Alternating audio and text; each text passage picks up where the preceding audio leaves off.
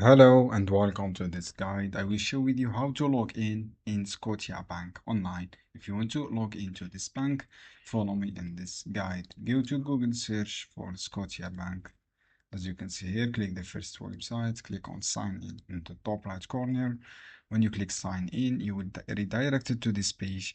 In this page, all you have to do, write your username or card number. You have two options here, username and card number. Write your password in this section and then click login. Click on login.